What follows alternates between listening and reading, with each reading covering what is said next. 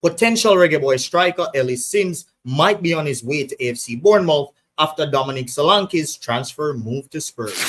Jamaica have a lifeline. How about this? Big up Gunnaz. I hear that. Don't know some of the Gunnaz myself, but big up Gunnaz. If you're new here, don't forget to like, subscribe, comment, and share. And if you are a part of that 72.9% of people who keep watching the Gunnaz YouTube channel on a regular and are not subscribing, why don't you just go ahead right now and hit that fat red subscribe button and smash notification bell so that you can be notified whenever we do post videos. And you can also check us out on our socials at 876 Gunnaz on Instagram and TikTok. And lastly, if you want to support us monetarily, you can do so by buying us a coffee, and you can find the link below in the description. Now, in this video, I will be talking about the potential striker of the Reggae Boyz, Ellis Simms, and the possibility of him signing for AFC Bournemouth in this summer transfer window. Now, I did a video in the past, I believe back in April, about Ellis Simms, where I basically spoke about his eligibility, that he can represent Jamaica, he can also represent England, and also he can represent Poland. He hasn't decided on which nation he wants to represent as yet, but I saw it as a very prime opportunity back then to shed light on this quality player that Jamaica could potentially have in their ranks representing the Reggae Boyz. Now, if you guys want to know more about Ellis Simms or more about his eligibility as it relates to the three countries that I mentioned, he also did an interview as well, which was clipped up in that video. I will put a link below in the description so you guys can go ahead and watch it if you want to just know a bit more about Ellis Simms and his eligibility for Jamaica. Now, as reported by The Sun in the UK, and this was about 2 months ago, I did come across this news and this information around 2 months ago, but I didn't see it as the prime time or the prime opportunity to make a video about it at the time, because you just never know, right? However, The Sun did report that 2 Premier League clubs were lining up Ellis Simms as a possible replacement for their star strikers should one of them leave in this summer transfer window. And those 2 clubs and the players were AFC Bournemouth's Dominic Solanke and Brentford FC's Ivan Toney.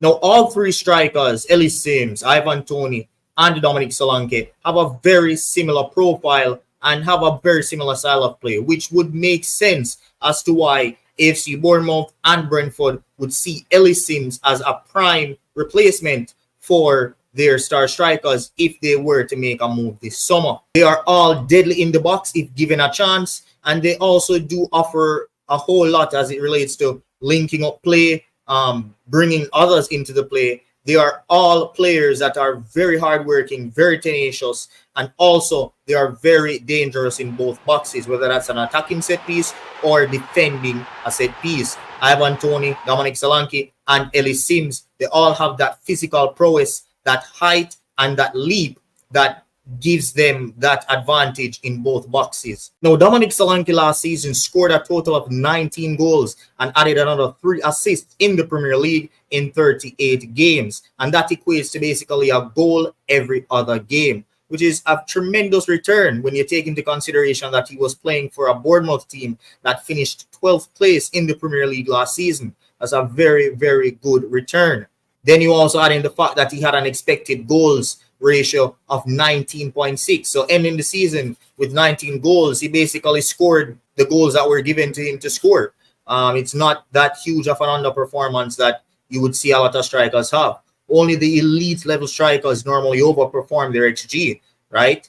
And if he has 19.6 expected goals and he scored 19 goals in the Premier League, that's him just taking every chance that he got to score a goal. So it's a very, very good return for Dominic Solanke. And we had a conversation yesterday in our show in the Reggae Boyz Weekly, where we basically announced the punk of the week. Well, not me, but it's a show that we collaborate with 433 Presser. You guys, if you're new here and you don't know who 433 Presser is, that means you need to be tuning into Reggae Boyz Weekly on Saturdays and Sundays at 5 p.m. It's a live show where we just talk about Reggae Boyz. We talk about football globally as well.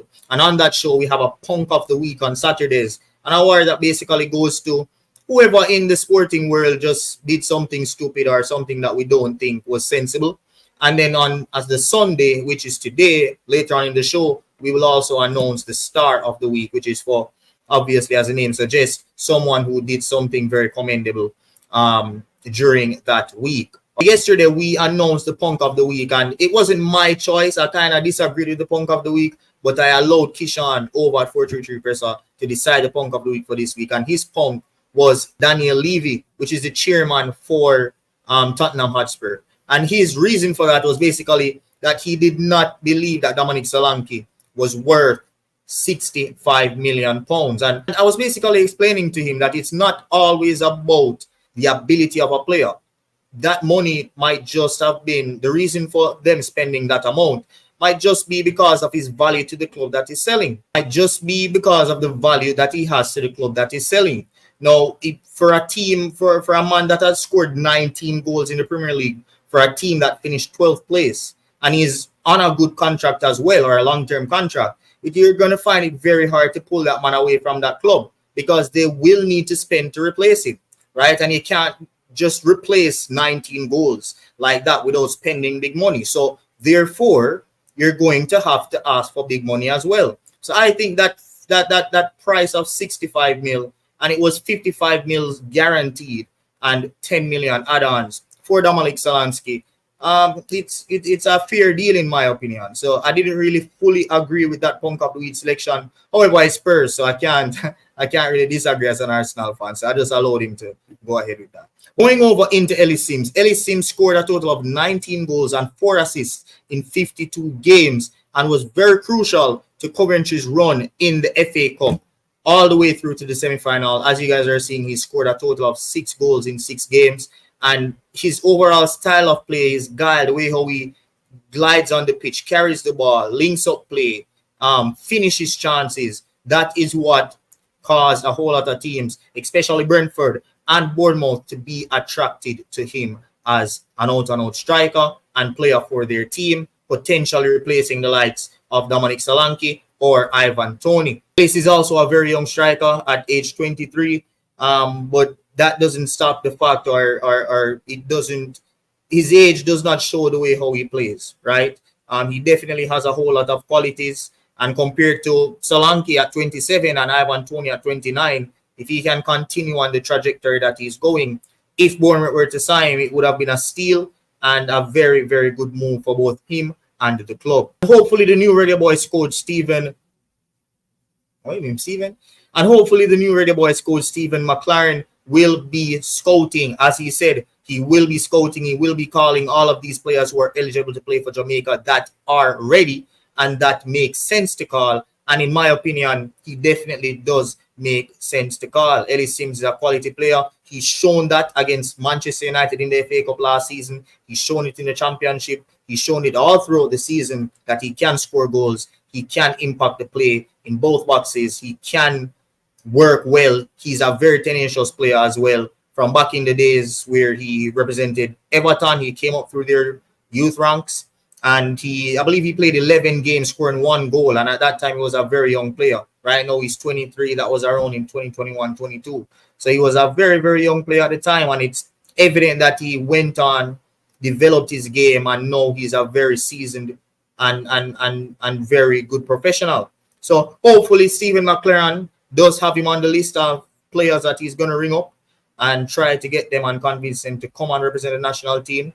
And yeah, bro, if we can have an Ellis Simms alongside a Shamar Nicholson, that would only bode well for the national team. Remember, Mikel Antonio is getting older. By the time it should be Qatar 2026 World Cup, Mikel Antonio is not going to be the one that we're looking towards to be starting football matches at that World Cup. So it's very good if we could attract a guy like Ellis Simms that also has teams like Poland who are looking for a striker, because their strikers are getting older, like Lewandowski, Milik, and Piatek. They're all getting older. So we do have stiff competition. Why? But we do have real competition as it relates to getting this one over the line. Poland is looking for a new striker to lead their line as well as us. Not so much England, because the pecking order in England, he might find it very hard to get there. But I believe the main competition right now for Ellis Simms as it relates to international eligibility and international representation is Poland. Well, let me know in the comment section, guys. Do you think or do you want to see Ellis Simms represent the Reggae Boyz? Let me know in the comment section. And also, do you think that he can cut it in the Premier League if given the chance at Brentford or Bournemouth? Let me know all of that in the comment section, guys. Thank you so much for watching, and I will see you next time. Peace. Jamaica have a lifeline. How about this? Big up Gunnaz. I hear like, don't know some of the Gunnaz myself, but big up Gunnaz.